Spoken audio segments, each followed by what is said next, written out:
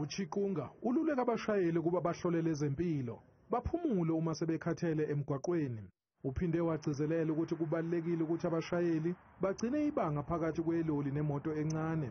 It is important that we make our truck drivers aware of the fact that they are sharing the road with small cars, with private cars, so that they actually allow them and give them space to overtake where they've got to overtake, because of course the truck and the small car, the speed is not the same, and even the speed limit.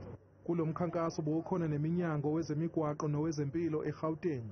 uChikunga uthi isimo semigwaqo engothela wayeka kuleli sihle kakhulu, kodwa uphuzo oludakayo luyinkinga kubashayeli njengoba sibheke kukhisimuzi.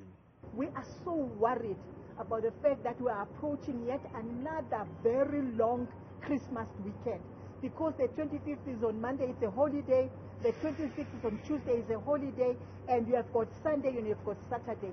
If you look at what happened during this past weekend, it is extremely concerning that people will therefore be binging, will be drinking alcohol, and they will be driving for 4 full days. uChikunga udalula ukuthi cishe u-80% wezingozi zenziwa abashayeli abatholakala bephuzile.